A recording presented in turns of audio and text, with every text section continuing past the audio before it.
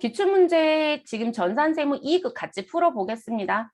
요건 화제 설정하는 거 매번 보여질 거라서 그 큰 적용은 없으시고, 우리가 전산세무 2급 같은 경우는 전산 실무에 가면 문제가 5문제가 있죠. 네, 근데 그 5문제를 한꺼번에 풀면 저희가 너무 길어져서 제가 이거 녹화를 할 때는 좀 잘라서 녹화를 할게요. 그래서 이번 시간에는 일반 전표 입력이랑 메인 맷조 전표 입력에 대한 문제 1번과 2번에 대한 것만 같이 풀겠습니다. 그렇게 해서 1단락 짓고, 그리고 그 다음에 3번과 4번, 그리고 마지막 5번 문제 이렇게 해서 3개 강좌로 쪼개서 드릴 테니까 복습하실 때 또 다시 찾아서 보시면 되겠습니다.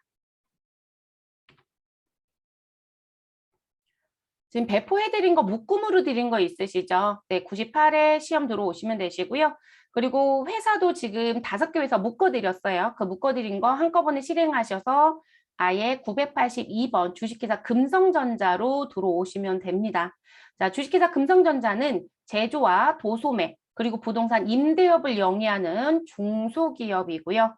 자, 단기 9기이고요. 회계기간은 2021년 1월 1일부터 12월 31일이다라고 되어 있네요. 전산세무회계 수업용 프로그램을 이용해서 물음에 답하시오라고 되어 있습니다. 뭐 기본전제 나와져 있으시고 입력시 유의사항 나와져 있으시고 뭐 입력시 유의사항이라든지 이런 내용들은 다른 기출 풀 때도 다 해보셨으니까 이런 건 별도로 읽진 않을게요. 자, 첫 번째 문제는 항상 일반 전표 입력 문제입니다. 그래서 일반 전표 입력이라고 나와져 있으시고 배점은 15점. 그래서 5문제 출제가 됩니다. 그러면 일반 전표라고 되어 있으니까요. 저희는 일반 전표로 들어갈게요, 여러분. 그러면 전표 입력에 가셔서 일반 전표 입력이라고 열어주시면 되시고, 그리고 2월 달, 그리고 3월 달 이렇게 달마다 거쳐서 나오거든요. 근데 이게 중간에 8월 달로 또 점프를 해요. 근데 시험 보실 때 여러분들 항상 조심하실 게 뭐냐면 우리가 일자 입력이 틀리면 점수는 다 0점이에요. 아예 없습니다. 그래서 반드시 일자 처리하는 거 실수하지 말아 두실 것. 그러면 2월 15일입니다. 저는 2월 15일 넣고 시작을 할게요.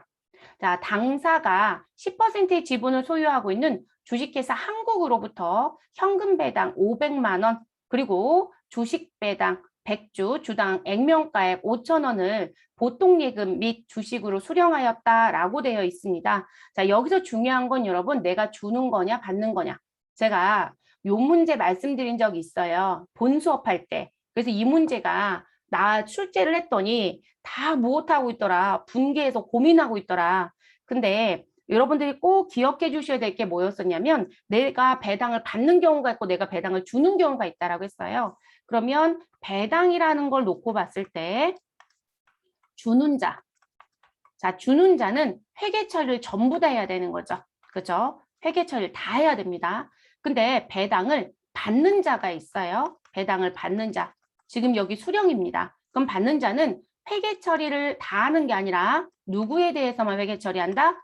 현금 배당에 대해서만, 현금 배당만 무엇한다? 회계 처리한다라고 했어요.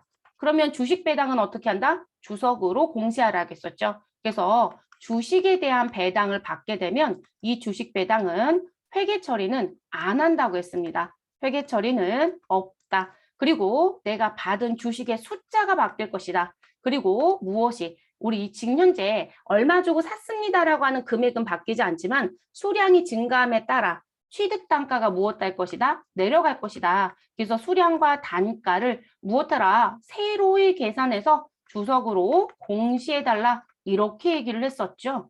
그러면 여러분 지금 수령했다라고 했으니까 우리는 무슨 부분? 우리 현금 배당만 회계 처리해야 되는 거죠. 근데 이건 이제 잘못 보신 분들은 이상한 상상의 나래를 피고 왔을 거라는 거죠. 정말 오랜만에 냈네요. 1번 문제 정말 오랜만에. 처음 낸 문제 아닙니다. 네, 우리가 빈도가 낮으면 기존에 배웠던 걸 다 버리고 가는 습성들이 있으세요. 반드시 받았는지 주는지 꼭 정리 잘 하시라. 우리 받는 거였어요.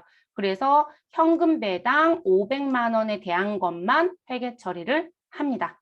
자, 배당에 관한 회계 처리는 기업회계 기준을 준수하였고 원천징수 금액은 없대요. 이런 우리 회사 지금 현재 주식회사 금성전자예요. 자, 배당은 개인한테 줄 때는 원천징수를 하지만 법인한테 줄 때는 원천징수 못한다겠어요, 여러분? 당연히 원천징수 없어야 되는 게 정상인 거죠. 그러면 저희 회계 처리하게 되면 차변에 뭐라고 쓰시면 되고요. 그럼 우리 지금 현재 현금 배당에 대해서 무엇으로 보통 예금으로 돈 받았대요. 그럼 차변에 보통 예금 쓰시면 되고, 그리고 상대편 대변엔 뭐라고 쓰시면 될까요? 배당금 수익이라고 하는 영업의 수익 계정이 있는 거죠. 끝이에요. 답을 보면 아주 단촐했던 문제거든요. 설마 이걸 또 못 풀어서.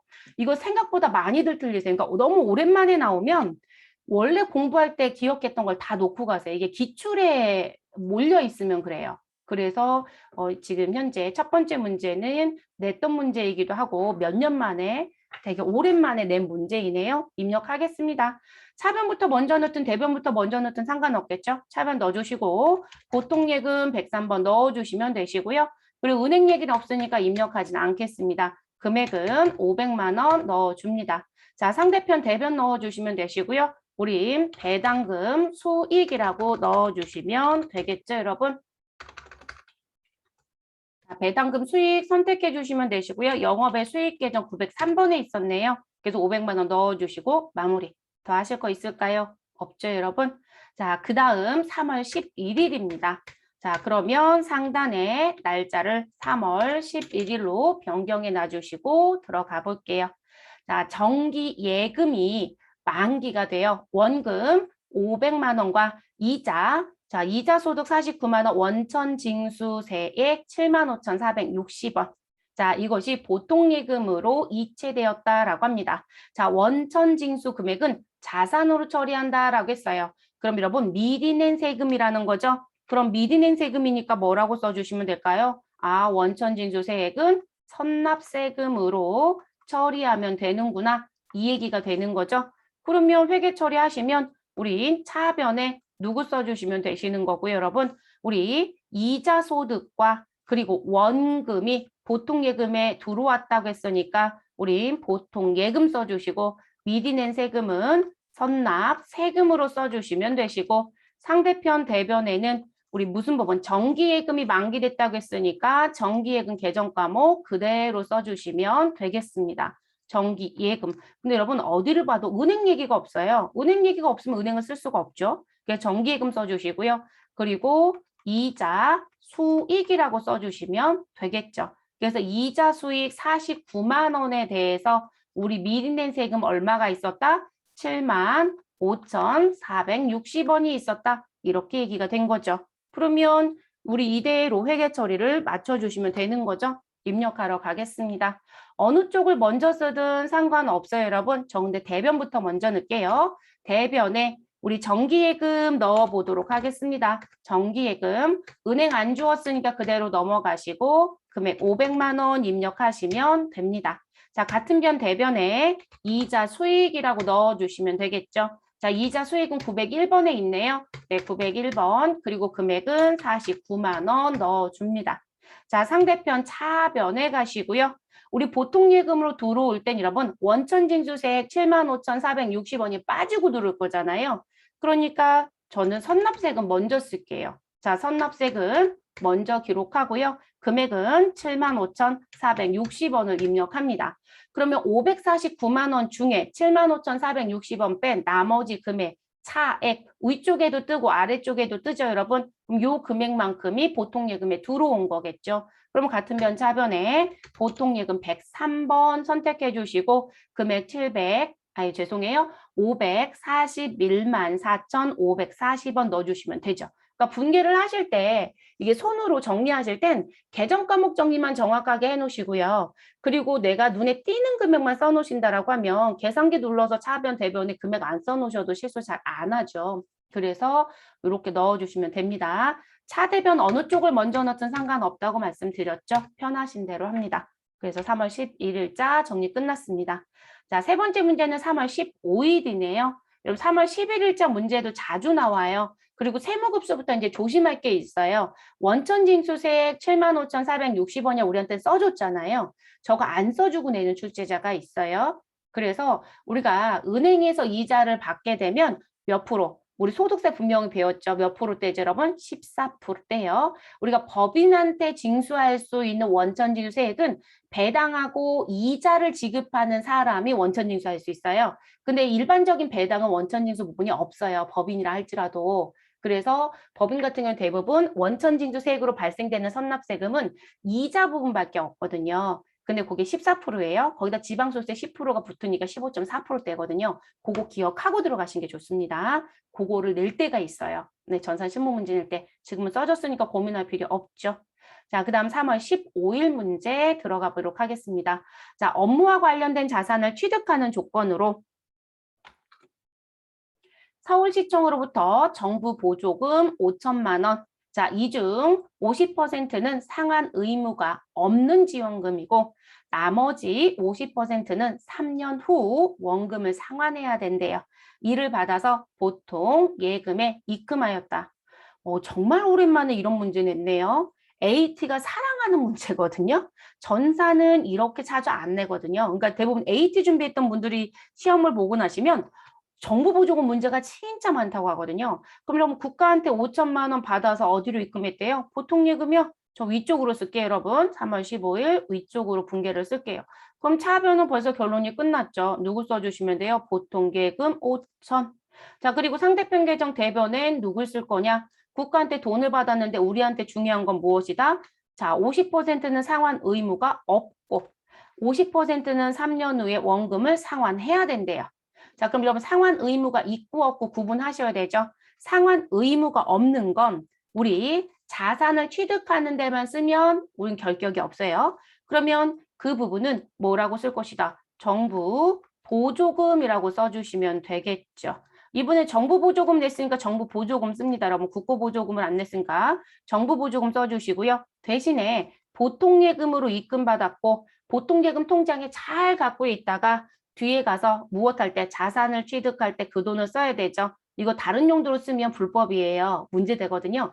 그래서 정부 보조금은 반드시 누구의 보통 예금의 무슨 계정이어야 된다? 차감 계정이어야 된다라고 얘기를 하죠. 자, 50%였으니까 이 자리에 기록해야 되는 금액은 2,500만 원이 됩니다. 자, 그리고 상환해야 되는 부분. 근데 몇 년 후 상환이다? 3년 후 상환이다. 단기다, 장기다, 장기가 되죠. 그래서 이 부분에 대해서는 장기 차입금이라고 넣어주셔야 되겠죠. 자, 조심하실 거. 여러분, 차입금, 대여금은 채권, 채무인 자산과 부채입니다. 반드시 무슨 관리한다? 거래처 관리. 그러면 누구한테 돈 받았다? 서울시청한테 돈 받았답니다. 그럼 장기차입금의 거래처는 서울시청으로 넣어주시면 되겠죠, 여러분. 됐을까요? 그래서 서울시청 넣어주시고요. 그 금액 50%라고 했으니까 2,500만 원 정리하시면 되겠습니다.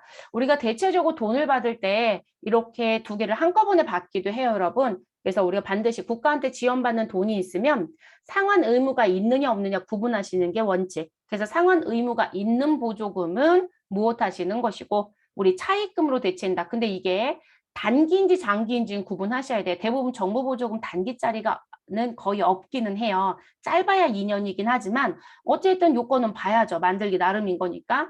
그리고 상환 의무가 없다라고 하시게 되면 그건 지원받고 자산 취득으로 또는 경비 쓰는 목적으로만 충족하신다 문제가 없거든요. 그럼 그 부분은 반드시 돈을 받은 조건에 무엇이다? 차감 계정이다 라는 거. 그러면 우리 들어가 보도록 할게요. 안 내던 문제들을 내서 많이 틀렸던 걸까요? 합격률 되게 조조하잖아요. 근데 지금 문제 보시면 1번 문제도 되게 오랜만에 낸 문제예요. 이 패턴 문제도. 3번 문제도 되게 오랜만에 낸 패턴이에요. 그러니까 최근 기출만 열심히 풀고 들어가셨던 분들은 그러니까 책을 공부를 안 하고 기출만 푸신 분들 의외로 많아요. 자격증 준비하실 때. 그랬던 분들은 상당히 낭패를 좀 보지 않았을까 싶긴 하네요. 자, 3월 15일 거 입력하러 가겠습니다. 저희 차변부터 넣겠습니다. 그리고 보통 예금 103번 넣어주시면 되겠고 금액은 얼마? 5천만 원 받았습니다. 자, 그리고 상대편 대변에 정부 보조금 이러면 이때는 정부라고 입력하시고요. 계정 과목 여러 개를 만들어 놓을 수도 있어요. 그랬더니 122번에 정부 보조금, 931번에 정부 보조금 있네요. 아, 931번은 뭐지? 자, 그러면 931번은 무슨 부분이시냐면 우리가 국가한테서 보조금을 받을 때 여러분 우리가 달성한 실적에 따라서 인센티브 받는 것처럼 포인트로 돈을 받을 때가 있어요. 근데 그 부분은 우리가 갖고 있는 매출 실적이나 우리가 갖고 있는 특화된 사업 때문에 받는 돈이거든요. 그러면 그 부분은 그냥 영업의 수익 처리하고 끝내요. 그때 정보보조금 계정 쓰실 수 있어요. 근데 이제 자비익 써도 되냐고 물어보시거든요. 상관없어요. 근데 지금 900번대 있다는 얘기는 그런 계정으로 만들어 놓은 취지일 수도 있습니다. 그러면 시험에서 만약 그런 문제를 낸다 그럼 영업의 수익으로 처리하세요. 이렇게 할 거예요. 그러면 영업의 수익에 정부를 쳐봤더니 없다? 그러면 자비익 그냥 처리하시면 되고요. 적절한 계정이 없으면 다 자비익이에요, 여러분. 그리고 정보보존 계정이 있으면 영업의 수익 계정 쓰시면 됩니다. 그게 업무 가시면 그런 것도 있을 거예요. 자격증은 AT에서만 한 번인가 냈던 것 같아요. 네, 우리는 122번. 그리고 여기 참고에 보통예금 붙어 있어야 됩니다. 만약에 이거 글씨 안 보인다 그럼 계정 과목 가서 확인하셔야 되겠죠. 관계 코드가 되어야 된다는 얘기죠. 네, 122번 확인해 주시면 되겠고요. 그리고 지금 이 부분은 거래처 관리 안 해도 되죠. 네, 그대로 넘어갑니다. 금액은 2,500으로 수정 입력해 주시고요. 같은 변 대변에 장기 차입금이라고 넣어주시면 되시고요. 그리고 저는 글씨가 길어서 차입까지 칠게요. 장기 차입금 반드시 거래처 누구 넣어주셔라. 이것도 다 빠뜨리고 나오셨을 것 같아요. 서울시청. 그래서 서울시청 넣어주시고 금액 2,500만 원 넣어주시면 됩니다. 자, 시험은 낸 거대로 갑니다. 요거 나온 김에 저희 반은 지금 현재 제 강의 듣는 분들이 자격증 준비하는 분도 있지만 업무 준비하신 분들도 많잖아요. 자, 업무 준비하신 분 같은 경우는 저 장기 차입금에 서울시청 안 걸어요, 여러분. 은행 대부분 이 돈이 대부분 은행을 경유해서 들어와요. 지정은행이 있어요. 그래서 은행에 일정 기간 동안 이자를 내다가 이자가 절이에요, 여러분. 이자를 내다가 그리고 만기가 도달이 되면 돈을 갚을 겁니다. 그래서 실제 어디서 지자체라든지 중소기업청에서 진행한 건 맞지만 돈이 그들한테 나한테 다이렉트로 들어오지 않아요, 여러분. 근데 우리 시험은 계속 이렇게 돼요.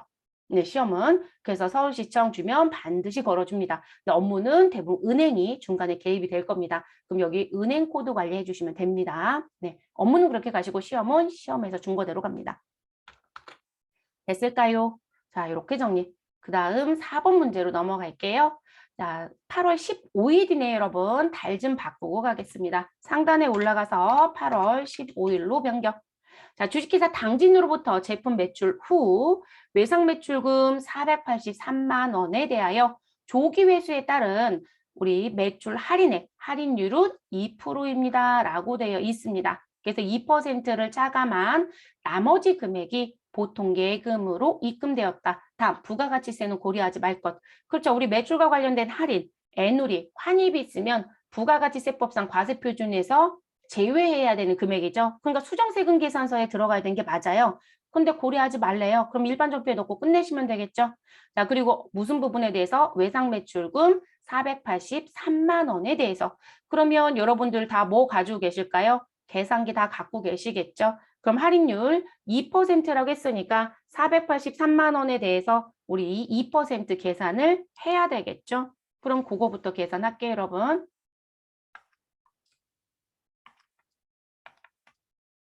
곱하기 2%. 그러면 96,600원. 그럼 그거를 좀 메모를 하겠습니다. 그래서 96,600원에 대해서 매출 할인이 일어났고요. 그리고 꼭 확인할 게 뭘까요? 제품과 관련된 매출 할인인지 상품과 관련된 매출 할인인지 매출과 관련된 코드도 꼭 확인합니다. 분명히 제품 매출 후 외상 매출금 483만 원에 대해서 그러면 우리 매출 할인의 계정 과목은 제품 매출과 관련된 할인 계정을 쓰셔야 해요. 됐을까요? 그래야 손익계산서에 가서 제품 매출에서 순매출액 계산할 때 이 매출 할인 계정을 무엇할 수 있다? 정리할 수 있다. 그리고 여러분 이거 제가 두 가지 방식 알려드렸을 거예요. 그럼 지금 이 문제 보시면 직접 차감하라는 글씨가 있어요. 우리 문제 중에 무슨 문제가 있었다? 아, 매출 할인이 있으면 우리 두 가지가 있었다겠죠, 여러분. 무슨 부분? 직접 차감하세요라는 문제가 있다라고 했었죠. 직접 차감한다는 얘기는 글씨에 매출 할인이 있는데 직접 차감해라 라는 글씨가 있었다라고 하면 매출 계정에서 직접 차감하는 글씨라고 했었어요. 그래서 그 경우에는 우리 실질적으로 96,600원에 대해서 회계 처리를 한다라고 한다는 가정. 금액은 안 쓸게요, 여러분. 그러면 우리 실질적으로 내가 갚아야 되는 외상 매출금도 줄어야 될 거고요. 그래서 대변으로 쓸게요.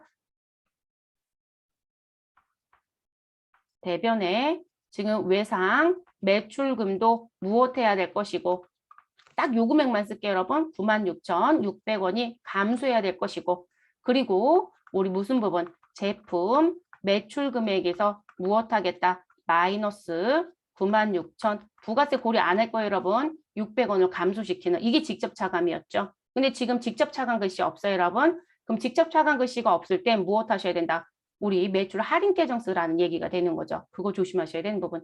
그러면 이 부분은 대변부터 먼저 정리할게요, 여러분. 대변에 내가 받아야 되는 외상 매출금 얼마요? 483만 원을 받았다가 되는 거죠. 그런데 그와 관련돼서 우리 차변에 누가 등장해야 된다. 아, 나 이거 조기 결제에 의한 매출 할인이 있었네. 얼마? 96,600원이 이 얘기인 거죠. 그리고 이제 나머지는 무엇으로 돈을 받았다? 보통 예금으로 돈을 받았다. 이렇게 되는 거죠. 지금 구분기하라는 거잖아요, 여러분. 이해되셨어요? 그래서 나온 부분. 그래서 매출 할인 계정 쓰셔야 되는 거고 그 할인과 관련된 부분에 관계 코드 반드시 정리 잘 하셔라. 그래 손익계산서 순매출액 계산에 문제가 안 생깁니다. 자, 그럼 일반 전표에 오셔서 8월 15일자 저 대변부터 넣겠습니다. 외상매출금 108번 거래처 꼭 넣어줘야 되겠죠, 여러분? 거래처는 누구인가요? 당진. 자, 그럼 당진 넣어주시면 되시고요. 금액은 483만 원 입력합니다. 자, 상대편 차변에 전 매출 할인 먼저 넣을게요. 계산기 안 누르는 편으로 가겠습니다. 그럼 매출 할인자까지 치시면 쭉 들어오죠. 그럼 상품 매출 코드인지 제품 매출 코드인지 우리는 제품 매출이에요, 여러분. 그럼 406번 써야 됩니다. 이거 코드 잘못 쓰시면 점수 없어요. 406번의 코드를 써야 우리 제품 매출에 차감으로 작용이 됩니다. 자, 그리고 그 금액은 얼마이다? 우리 계산한 게 96,600원 됐을까요? 자, 그리고 같은 변 차변에 나머지 돈은 보통 예금으로. 자, 은행 기재된 거 없으니까 그대로 넘어갑니다. 입금 금액은 473만 3,400원 됐어요. 이 문제도 제가 볼 땐 공부 얇게 하신 분들은 또 못 풀었을 것 같아요. 네, 그 아니면 코드 틀리신 분도 있고. 우리가 실제 공부를 깊게 하고 들어오시는 분들이 있고요. 공부를 아주 얇게 하신 분들이 계세요. 그러다 보니까 이제 실수하신 분들이 꽤 많아요. 또 그리고 이제 문구를 어떻게 내냐에 따라서 내용이 달라질 수 있는데 그 달라질 수 있다라는 걸 또 모르시는 분들도 계시기도 합니다. 여러분 지금 딸그락딸그락 소리가 들리지는 않으시죠? 제가 조끼를 입었더니 이 조끼가 자꾸 책상에 닿을 때마다 소리가 나서 벗어야 될 것 같아요. 벗고 이어서 할게요. 자, 그 다음 문제 가겠습니다. 여러분 10월 31일이네요. 네, 달 좀 바꿔주시고 안 들리시나요? 다행이네요. 자, 문제 보겠습니다. 경영관리부에서 사용할 문구류를 구매하고 보통예금 계좌에서 이체하였다라고 합니다. 그러면 계정 과목을 줄 때는요. 계정 과목 중거대로 가져갑니다. 사무용품비 계정으로 회계 처리할 것. 자, 그리고 이렇게 증빙이 붙여서 나오지만 사실상 전표 처리 일자를 아예 전산의 특징은 준다는 거죠. 네, 10월 31일이고요. 그리고 금액은 얼마에다? 27,500원이라고 되어 있네요. 자, 그러면 보통 예금에서 지출하고 우리 무슨 부분? 영수증, 간이영수증 이런 게 간이영수증이죠. 간이영수증 받았고 처리는 사무용품비 처리하래요. 고민할 게 있으신가요? 이러면 이건 회계 2급에서 내는 문제를 세무 2급에 내줬네요. 자, 차변에 내용 들어가시고 우리 사무용품비를 선택합니다. 다만 조심하실 건 코드 분류요. 자, 경영관리부에서 사용할이라고 했으니까 반드시 사무용품비는 829번에 있는 사무용품비를 선택합니다. 금액은 27,500원 넣어주시면 되겠습니다. 그리고 상대편 대변 선택해 주시고요. 그리고 보통예금 103번 선택해 주시고 27,500원 정리하시면 되겠습니다. 그럼 더 하실 거 있을까요? 없죠. 네, 그래서 이제 10월 31일 문제는 이렇게 정리하시고 끝내시면 되는 문제입니다. 그럼 일반 전표 정리는 끝났죠. 제가 볼 때 일반 전표 문제에서 특이점이 있다라는 건 1번 문제가 정말 오랜만에 나왔다. 근데 이게 연속으로 2번 우리가 보려고 하는 시험에서 나오긴 조금 어려울 거예요. 다른 그룹 방향을 틀어서 낼지는 모르겠지만 근데 이제 이렇게 제가 볼 땐 이 문제도 생각보다 많이들 틀리시지 않았을까 싶거든요. 그러면 이게 이제 한 해 쉬었다가 또는 2회 쉬었다가 다시 나올 겁니다. 많이 틀린 문제들은 다시 문제를 연속으로 내기도 하거든요. 그리고 이제 지금 현재 정보보조금 문제가 지금 받는 걸 냈어요. 그러면 내가 사는 문제를 낼 수도 있는 거죠. 취득과 관련된 문제를 낼 수도 있고 감가상각 문제를 낼 수도 있겠죠. 또는 매각 문제가 나올 수도 있어요. 그러니까 이번에 받은 돈을 냈다라면 뭐 그 다음 전후사정들이 나올 수 있는 게 많잖아요. 그 다음 문제가 또 출제될 수 있는 소지가 있죠. 그래서 3번 문제도 되게 오랜만에 냈던 부분. 그리고 4번 문제는 오랜만은 아닌데요. 이거를 메인 매출 전표로 내는 출제자가 있고 일반 전표로 내는 출제자가 있다. 그리고 직접 차감법으로 내는 출제자가 있고 그리고 지금처럼 매출 할인 계정으로 내는 출제자가 있다. 직접 차감은 우리 매출 계정에 직접 차감하는 방식으로 회계 처리하시오 이렇게 써주거든요. 그러면 반드시 제품 매출이라는 계정을 쓰셔야 돼요. 그거 조심하셔야 되는 부분이고요. 자, 그러면 메인 매출 전표로 들어가겠습니다. 메인 매출 전표도 문제 보시면 기본 단서가 있을 거고요. 그리고 기본 단서 밑에 이제 문제 바로 시작하죠. 입력시 유의사항 기본 단서는 저희는 생략하고 가겠습니다. 저희 메인 매출 전표 입력 바로 열고 시작을 할게요. 한글 파일을 PDF로 전환을 했더니 이제 여기 화면들이 넘어갈 때 자꾸 확 넘어가는 현상이 좀 있네요. 7월 22일 들어가겠습니다. 일자 7월 22일 넣어주시고 유형에 커서 멈춰놓으시고 시작하시면 되죠. 자, 당사가 생산한 제품 원가 50만 원, 시가 70만 원, 부가가치세 별도입니다. 자, 이 물품을 거래처 주식회사 세무에 선물로 제공하였다. 라고 얘기합니다. 회사가 생산한 제품을 거래처한테 뭐로 줬다고요? 선물로 주었다라고 하네요. 그러면 이 부분을 우리가 뭐라고 얘기하죠, 여러분? 간주 공급이라고 얘기하죠. 그래서 지금 이 부분은 간주 공급이 됩니다. 간주 공급의 종류는 4가지가 있고요. 지금 들어오는 간주 공급은 사업상 증여에 해당이 되는 부분. 자, 사업상 증여이면 우리 반드시 과세 표준이 원가인지 시가인지 봐야 되겠죠. 부가가치세법상 과세 표준은 무엇으로 간다? 시가로 가는 게 원칙이죠, 여러분. 네, 시가. 자, 그리고 내가 제품을 무슨 목적으로 썼어요, 여러분? 사업상 증여는 계정 과목 얘기하면 접대비가 되는 거죠. 접대 목적으로 썼다. 그러면 다른 용도로 썼네요. 그러면 반드시 우리 제품에 대한 부분 정리하실 때 적유 몇 번 써줘야 돼요? 8번 타 계정으로 무엇하였다? 대체하였다라고 하는 걸 반드시 정리해 주셔야 되겠죠. 네, 요거까지. 그래서 여러분 1번 문제는 난이도가 높은 문제죠. 이게 이제 회계 쪽에 작년에 출제를 해서 이슈가 됐었다라고 말씀을 드렸던 문제이기도 하고요. 원래 세무는 냈던 문제예요. 네, 그래서 나온 문제. 그러면 들어가 보도록 하겠습니다. 자, 7월 22일 날 넣어주시면 되시는데 간주 공급 여러분 세금계산서 발급을 못하는 게 원칙이죠. 거기에 예외적으로 누가 있었죠? 우리 타사업장 반줄이 간주 공급에 해당이 된다라면 세금자 발급이 동반이 돼야 되죠. 근데 그 경우를 빼고는 세금자 발급 안 합니다. 그러면 부가가치세 10%가 있고 세금계산서가 없는 걸 무증빙이라고 하시면 되죠. 프로그램상으로. 그럼 몇 번이요? 14번 건별 선택합니다. 자, 품목에는 뭐라고 넣어주시고요? 제품이라고 넣어주시면 되겠고요. 자, 공급가액은 시가금액 얼마요? 70만 원 입력합니다. 근데 여러분 조심할 게 뭘까요? 자, 일단 전 사고를 칠게요. 70을 넣으면 여기 나누기 1.1을 해서 63만 6,364원으로 나오죠. 네, 이렇게 저처럼 실수가 범해진 분들은 다시 공급가액 자리에 오셔서 70만 원에 부가세 7만 원을 덧대서 넣어주시면 돼요, 여러분. 네, 그래서 반드시 공급가액과 세액이 내가 원하는 금액인지 꼭 확인. 자, 그리고 원래 간주 공급은 거래처 입력 안 하거든요. 근데 답안에 계속 공시가 되니까 우리 이렇게 거래처를 주면 무조건 무엇하자? 입력을 하자. 그러면 코드란에 가셔서 우린 세무라고 넣어주시면 되겠습니다. 그리고 세금계산서 발급 안 하니까 전자랑 관계없고요. 간주 공급 회계 처리는 분계는 혼합을 쓰실 수밖에 없어요. 3번 혼합을 들어갑니다. 그럼 부가세 예수금은 70만 원의 10%인 7만 원 정리가 될 거고요. 상대편 대변엔 누가 없어져야 된다? 우리 제품이 없어져야 되는 거죠, 여러분. 이거 손분계를 한다라면 우리는 실질적으로 대변에 들어야 되는 건 부가세 예수금 70만 원의 10%인 7만 원이 정리가 되어야 하는 거고 그리고 내가 가지고 있었던 제품은 거래처한테 공급했으니 없어야죠, 여러분. 창고에서. 근데 제품은 항상 차변에 생길 때 취득 원가로 생기는 거죠. 제조 원가로 생기는 거죠. 그러면 없어질 때도 원가가 없어져야 되겠죠. 그래서 제품은 원가 얼마 50만 원으로 분개해야 되겠죠.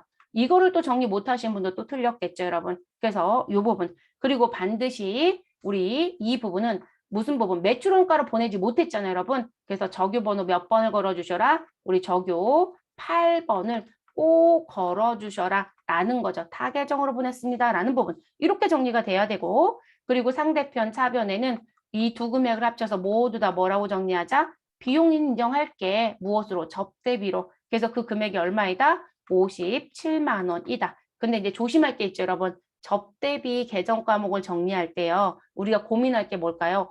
얘 그러면 판매비와 관리비인가요? 제조 원가인가요? 라는 걸 보셔야 되겠죠. 근데 아무 말이 없으면 그냥 무슨 정리하셔라? 판매비와 관리비. 근데 만약에 이 거래처 주식회사 세무가 매출처가 아니라 매입과 관련된 거래처였다 이렇게 나오면 우리 제조 원가로 갈 수도 있어요. 지금 그런 얘기 없으니까 판매비와 관리비 처리하시면 되겠습니다. 됐을까요? 그래서 이 부분 정리도 잘 하실 것. 그러면 대변에 제품 매출 계정을 제품 계정으로 무엇 하셔라? 변경. 그래서 150번 제품으로 바꿔주시고요. 그리고 실수하지 말아야 될 게 뭘까요? 적요에 반드시 몇 번, 코드돔 F2번 눌러서 8번을 선택하셔도 되고요. 8번 코드를 아실 땐 그냥 숫자 8을 넣어도 되죠. 그래서 타계정 의로 대체라고 되어 있는 8번을 선택합니다. 그래서 이거 넣어주시고 그리고 70만 원이 아니라 50만 원이었다는 거죠. 그래서 50만 원으로 수정 입력. 그리고 차변에 뭐라고 넣어주시면 돼요. 접대비 813번. 그 금액은 부가세 우리 7만 원을 합쳐진 57만 원으로 정리하시면 됩니다. 이 문제 왜 틀렸을 것 같냐면 자 이거 시가 정리 제대로 못하신 분들 그리고 하단에 70만 원이 아니라 50만 원 바꿔야 되는데 안 바꾸신 분들 그리고 적요번호 8번을 걸고 나오지 않은 분들 근데 이런 부분들이 이제 문제가 되겠죠, 여러분. 그래서 정확하게 정리를 잘 해주실 것 됐을까요? 그 다음 문제로 넘어가 보겠습니다. 두 번째 문제, 8월 5일이네요, 여러분. 저는 달 좀 바꾸고 갈게요. 그래서 달은 8월이고요. 일자는 5일입니다. 주식회사 현명상사에게 제품을 납품하고 다음에 전자세금 계산서를 발급하였다. 그럼 세금 계산서를 발급하였으니 유형은 벌써 뭐가 들어올까요, 여러분? 10일 과세가 들어온다는 건 정해지겠네요. 그렇죠? 그래서 10일 과세가 들어옵니다. 공급가액 세액 다 있고요. 자, 그리고 이제 내용을 봤더니 우리 공급자는 누구이고요? 금성전자이고요. 그리고 공급받는 자는 누구이고요? 현명. 우리 회사가 금성이죠, 여러분. 그러면 지금 발급했으니까 우리 거래처는 현명상사인 거죠. 됐을까요? 그래서 현명상사이고요. 그리고 돈은 지금 봤더니 돈 얘기가 없어요, 여러분. 그럼 어떻게 하셔라? 하단에 있는 현금 얼마, 수표 얼마, 어음 얼마, 외상 미수금 얼마 읽어가지고 회계 처리한다라고 했죠. 자격증은. 그래서 우리 현금으로 300만 원 받고 외상 매출금 250만 원이 발생하였다. 이렇게 정리해 주시면 되겠네요. 더 하실 거 있어요? 없어요, 여러분. 그럼 뭐 팔았어요? 제품을 납품하고 세금 계산서 발급. 그럼 제품 매출인 거죠? 그럼 들어가실게요. 자, 유형 자리 가셔서 10일 과세 넣어주시고 품목에는 지금 품목란에 써 있는 거 그대로 넣으셔도 되고요. 제품이라고 넣으셔도 됩니다. 자, 수량은 100이고 단가는 5만 원. 그럼 공급가액은 500에 50이 들어오죠. 다시 한번 말씀드리지만 복수거래를 빼고는 품목과 수량과 단가는 채점 기준에 들어오지 않습니다. 자, 거래처는 누구이고요? 현명상사라고 넣어주시면 되겠습니다. 그리고 전자는 여입니다. 분계는 누가 봐도 혼합. 일부는 현금, 일부는 외상. 그럼 대변에 제품 매출과 부가세 예수금을 수정할 필요 없고 내려오셔서 차변에 현금 101번, 금액은 300만 원으로 수정 입력. 자, 같은 변 차변 선택해 주시고 108번 외상 매출금 250만 원 입력. 더 하실 거 있어요? 없죠, 여러분? 네, 그리고 이 부분은 뭐 회계 1급에서 내는 수준의 문제라고 보셔야 될 것 같습니다. 난이도가 그닥 높지 않은, 그쵸? 우리 난이도 우리 하이 문제이네요. 자, 그 다음 세 번째 문제 보겠습니다. 8월 31일이에요, 여러분. 네, 달즘 바깥, 다른 그대로 두시고 일자즘 31일로 변경. 자, 제조부 직원의 식사를 주식회사 식신으로부터 제공을 받고요. 8월분 식대 공급가액 90만 원, 세액 9만 원에 대한 종이세금 계산서를 수취하고 우리 법인카드인 신한카드로 무엇하였다? 결제하였다. 자, 여러분, 우리 종업원들을 위해서 회사가 제공되는 식사 때는 매입세 공제받는데 전혀 문제가 없죠, 여러분. 그러면 유역은 뭐로 가시면 돼요? 50일 과세이구나. 다만 조심하실 건 전자이다, 종이다, 종이라는 거죠. 그리고 8월분 식사 때라고 했으니까 우리 정리하실 때 뭐라고 넣으시면 될까요? 복리 후생비라고 넣어주시면 되죠. 근데 조심하실 건 어디의 직원? 제조부 직원의 식사입니다. 그러면 복리후생비는 제조 원가 소매서 511번에 있는 복리후생비를 쓰셔야 되겠죠. 그리고 또 하나 조심할 게 뭘까요? 돈을 무엇으로 줬다? 나는 신한카드로 결제하였다. 그럼 거래처는 누구요? 신한카드이죠. 그러니까 지금 여기 공급처 자리에 넣어야 되는 건 누구이지만 여기는 식신이지만 우리 하단에 들어가야 되는 거래처는 누구이다? 카드사라는 거죠. 그러면 복리후생비는요. 재고자산이 아니죠. 그렇죠? 그러면 이 신한카드 결제한 건 우리 무엇으로 계정 과목 처리한다? 미지급금으로 회계 처리하시면 되겠죠. 네. 그래서 왜냐면 카드사한테는 돈 안 줬잖아요. 식신한테는 돈을 주었고. 그래서 정리. 그러면 입력하러 가보시죠. 우리 유형 자리 가셔서 50일 과세 넣어주시고 품목에는 식사라고 넣어주시면 되시고 자 그리고 공급가액은 부가가치세 포함금액 90만 원에 9만 원 더하면 99만 원이죠 여러분. 아이고 죄송해요 여러분 저 카드처럼 생각했어요. 네 90만 원 넣어주시면 되죠. 그래서 90만 원 넣어주시면 부가세 9만 원이 나오게 됩니다. 자 거래처는 식신이라는 거래처를 선택을 합니다. 자, 전자에다 종이에다 종이에요, 여러분. 그럼 전자 자리는 그대로 엔터. 분계는 뭐로 간다? 우리 카드로 가든 혼합으로 가든 큰 문제는 없습니다. 저는 카드 가볼게요. 자, 4번 카드. 그랬더니 여러분 미지급금이라고 들어오네요. 됐을까요? 그래서 미지급금 들어왔고요. 자, 그리고 우리 여기 미지급금의 거래처는 식신이 아니라 누구로 바꿔달라고 말씀을 드린 거예요. 요 자리에 거래처는 우리 신한카드요. 그러면 신한이라고 넣어주시고 엔터 하시면 신한카드 검색되죠, 여러분? 입력해 주시면 되시는 거고. 자, 그리고 내려오셔서 우리 원재료에 대한 계정 과목은 반드시 511번에 있는 복리후생비로 바꿔주셔야 되겠죠. 그래서 지금 저처럼 여기 분계 자리를 카드로 선택해서 하셔도 되고요. 또는 혼합으로 넣어도 되세요. 이건 채점에 뭐 영향 주는 부분은 없습니다. 그래서 이 부분은 채점해서 채점 안 할 거고 하단에 미지급금의 거래처 신한카드 그리고 복리후생비는 반드시 제조 원가의 계정 과목을 써야 된다는 거. 그게 이제 여러분이 신경 써야 되는 부분입니다. 됐을까요? 그러면 더 하실 거 있어요? 없죠.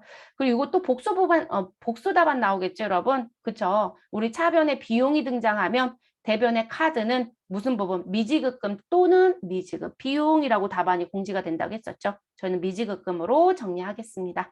자, 그 다음 문제 갈게요. 9월 7일이네요, 여러분. 그럼 상단에 달을 9월로 바꿔주시고 일자 7일 넣고 시작하겠습니다. 자, 삼진건설로부터 4억 신축 계약을 체결하고 본사 건물을 신축하기로 하였다. 일단 회사 건물 짓는데요. 자, 공사 도급 계약서 중 대금 지급에 대한 내용은 다음과 같다. 당일에 계약금에 대한 전자세금 계산서를 적절하게 발급받았다. 여러분 내가 발급을 한 게 아니라 받은 거예요. 우리 회사 건물 짓는 거죠. 자, 총 도급 계약은 4억 8천, 부가가치세 4,800만 원 별도이고요. 자, 대금의 지급 방식 가서 보니 계약금 우리 9월 7일, 오늘이 9월 7일 여러분. 9월 7일 공사 착공일에 4,800에 480만 원이 지금 주어져 있는 거고요. 그리고 중도금 22년도 2월 7일에 잔금은 다음 연도 7월 31일에 완공일자에 나머지 잔금을 주겠다라고 합니다. 자, 대금은 위 기재된 날짜에 누구를 포함하여 부가가치세를 포함하여 보통예금 계좌 이체가 이루어진 것으로 가정한대요. 이거 돈 받았다는 거죠. 그러면 우리 이 부분에 대해서 어떻게 할 거냐 이 얘기거든요. 이런 우리 매출자 입장 아니에요. 그렇죠? 매입자 입장입니다. 그리고 여기서 이제 중요한 건 이거죠. 나는 회사에 무엇을 사옥을 신축하기로 하고 그리고 그 신축과 관련된 계약을 하였다. 그래서 그 신축과 관련된 계약금 얼마를 주었다. 부가세 별도 4,800을 주었다 이 얘기죠. 건물을 짓고 있는 거죠, 여러분. 그러면 건물을 짓고 있는 이 계약금 또는 어디까지? 중도금까지. 그래서 계약금과 중도금 두 가지에 대해서는 우리가 뭐라고 처리해야 될까요? 건설 중인 자산이죠. 그렇죠, 여러분? 건설 중인 자산이에요. 설마 이것도 선급금 쓰고 들어오셨을까요? 제가 볼 때 이것도 선급금 쓰셨을 거예요. 아, 계약금. 그러니까 계약금을 아예 글씨를 외우시는 분들이 많거든요. 근데 여러분 계약금 중에 선급금 쓰지 말아야 될 것 중에 하나가 무엇이다? 우리가 유형자산이나 무형자산에 계약금 중도금을 주었다라고 했을 때 근데 무형은 그럴 일이 많지 않지만 유형은 생각을 해보셔야 되겠죠. 그래서 건설 중인 자산입니다. 그걸 많이 틀렸을 것 같습니다. 매입세 공제 받는데 전혀 문제 없고요. 그렇죠? 그리고 이 부분은 유형자산이니까 공장인지 사무실인지 구분할 필요도 없으시고 그러면 입력하러 가시죠. 자, 그럼 우린 뭐 받았어요, 여러분? 전자세금 계산서. 매입세 공제 가능하니까 유형 자리에 50일 과세. 품목은 뭐라고 넣어주시면 되고요. 계약금이라고 넣고. 자, 공급가액은 얼마? 우리 계약에 10% 줬네요. 4,800. 부가세 480. 거래처는 삼진건설이라고 했습니다. 그럼 삼진건설 넣어주시면 되겠고요. 전자이다 종이다? 전자입니다. 그럼 1번 전자. 분계는 뭐로 가신다? 혼합 가시면 되겠네요. 자, 차변에 부가세 대급금 480 그대로 두시고 원재료 153번 계정 과목을 누구로 바꿔주셔라? 건설 중인 자산으로 바꿔주셔라. 그리고 4,800 그대로 둡니다. 상대편 대변엔 우리 보통예금 103번 넣어주시고 금액은 5,280입니다. 더 하실 거 있어요? 없어요, 여러분. 그래서 지금 9월 7일에 문제 키워드는 건설 중인 자산이란 계정 과목 처리가 가능하냐라는 거예요. 그래서 우리가 계약금이나 중도금에 대해서는 건설 중인 자산으로 처리하셨다가 완공되는 시점, 다음 연도 7월 31일이죠, 여러분. 그 시점에 가서 건설 중인 자산을 무엇하시고 상대편으로 보내시고 우리 드디어 뭐가 생긴다? 건물이 나오는 거거든요. 그러니까 이게 시험 문제 보실 때 조심하셔야 되는 부분이에요. 지금은 계약금 냈어요. 그 다음엔 중도금 낼 수 있죠. 그 다음에 잔금 관점을 낼 수 있죠. 그때는 뭐라고 할까요? 우린 계약금과 중도금에 대해서는 세금 계산서 받아서 벌써 처리를 해놨다. 그러면 여러분들은 백DB에 뭐가 있을까요? 건설 중인 자산이 벌써 들어와져 있거든요. 그러면 잔금에 대한 거 정리하실 때 내 건물로 넘어왔다고 얘기할 거예요. 그러면 건물을 어느 변에 차변에 4억 8천이 생기는 거고 대변에 건설 중인 자산 정리하시고 그리고 세금 계산서는 마지막 1억 4,400만 원에 대한 것만 발급할 거거든요. 그렇게도 문제가 나올 수 있어요. 그러니까 문제는 전체를 다 볼 수 있어야 되겠죠. 근데 지금은 계약금 얘기였습니다. 자, 5번째 문제 보겠습니다. 9월 30일이네요, 여러분. 일자증 9월 30일로 변경하고 시작할게요. 자, 당사는 주식회사 명국에 제품을 1,000만 원 공급가액 판매하고요. 전자세금 계산서를 발급하였다. 단 4월 30일 계약금을 지급받았으며 잔액은 10월 15일에 지급받기로 하였다. 여러분 4월 30일 계약금 우리 알 수 없죠, 여러분? 어디 갔다 오셔야 돼요? 일반 전표 입력 갔다 오시면 되겠네요. 그래서 일반 전표 입력에 가셔서 4월 30일자 조회를 좀 해주시면 되고요. 4월 30일. 그리고 우리 미리 받은 돈이죠, 여러분. 내가 돈을 미리 주면 선급금, 미리 받으면 선수금이라고 보시면 되겠죠. 그러면 200만 원에 뭐가 있었다? 선수금이 있었다라고 보이네요. 그래서 이 부분엔 선수금 200만 원이 있었다. 자, 잔액은 10월 15일에 지급받기로 했대, 여러분. 그리고 우리는 제품을 명국한테 파는 거죠, 여러분. 그러면 10월 15일 날 건 아직 못 받았으니까 무슨 처리? 외상 처리해 주시면 되겠네요. 1000에서 200 빠지면 800이고 부가세 100만 원 있을 거니까 외상은 900만 원이 되겠네요. 됐을까요? 그럼 정리하러 가보시죠. 이것도 기본적으로 가장 단촐한 문제이네요. 뭐 난이도가 높거나 한 부분 없어요. 일반 전표에 가셔서 계약금 수령하신 거 확인하시고 처리하시면 되겠습니다. 자, 유형은 세금 계산서 발급했으니까 10일 과세입니다. 품목은 제품 팔았으니까 제품 넣어주시면 되시고요. 공급가액은 1,000만 원에 부가세 100만 원. 그리고 우리 지금 뭐 들어가시면 돼요, 여러분? 거래처. 명국인가요? 네, 명국 거래처 넣어주시면 되시고요. 그리고 전자이다, 종이이다, 전자여. 분계는 또 혼합입니다. 그리고 대변은 수정할 거 없습니다. 차변에 가셔서 미리 받은 선수금 1,100만 원, 200만 원으로 수정 입력. 자, 같은 변 차변 선택해 주시고 외상 매출금 108번, 금액은 900만 원 정리하시고 마무리하시면 되겠습니다.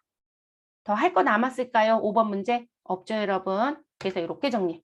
자, 그래서 지금 일반 전표도 유의사항 문제가 있었고 그리고 메인 매출 전표도 유의사항 문제가 있었습니다. 그런데 지금 보면 1번 문제 같은 경우는 오랜만에 냈다라고 봐야 될 것 같아요. 아주 자주 내는 문제는 아니에요. 근데 우리가 간주공금 회계 처리를 못 하시면 세무는 조금 어려운 부분들이 자꾸 발생이 돼요. 그래서 간주공금 문제를 냈다라는 게 하나의 특이점이고 그리고 그 다음 무슨 부분? 4번 문제. 이건 그냥 유의사항 문제였던 거죠. 우리가 지금 현재 선급금을 무조건 쓰시는 게 아니라는 거. 반드시 무엇 하시라? 조심하시라는 거. 그래서 부분. 근데 이거 반대로 한번 뒤집어서도 내요. 9월 7일 문제가요. 우린 지금 수치자 입장으로 냈잖아요. 반대로 내기도 해요. 그러면 반대였을 때는 우리 어떻게 해야 될까요?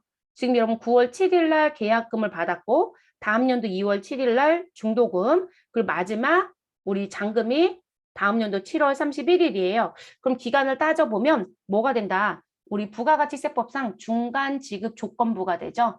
그럼 그게 매출자는 그걸 낼 거예요. 매출자 이 문제가 유사한데 지금 현재 문구가 좀 바뀌는 것 같아요 라고 해서 봤더니 중간 지급 조건부의 요건을 확인하는 문제를 낼 거예요. 그럼 중간 지급 조건부는 계약금을 받고 잔금을 치르기까지 사이에 반드시 중도금 한 번은 껴야 돼요. 그럼 중도금 한 번 꼈잖아요. 그리고 우리 계약금과 잔금을 치르는 그 사이의 기간이 며칠, 6개월 이상이어야 되죠. 그럼 그게 중간지급 조건부 충족이죠. 그럼 우리 세금 계산서 무엇한다? 우리 각대금을 받기로 한 때로 가야 되겠죠. 그러면 세금 발급이 3번이 이루어진다는 얘기거든요. 그런 문제가 매출 쪽으로 낼 거예요. 당연히 매출자 입장에서는 여러분 미리 받은 돈이에요. 계약금과 중도금. 그럼 뭐가 돼요? 선수금이 되죠. 매출로 가진 않아요. 매출은 마지막 잔금 때 정리가 되는 거니까. 그래서 뭐 매출자 입장으로 이 문제를 뒤집어낼 수도 있습니다. 그래서 그런 것도 기억을 좀 해주시는 게 좋겠죠. 자, 그래서 메인 매출 전표 입력까지 모두 다 마무리가 됐습니다. 이번 강좌에서는 메인 매출 전표까지만 하기로 했죠, 여러분. 그래서 이렇게 정리가 됐고요. 우리 다음 시간에는 강좌 쪼개서 가기로 했으니까 부가세 신고 부분하고 결산 문제 연달아 풀어보도록 하겠습니다.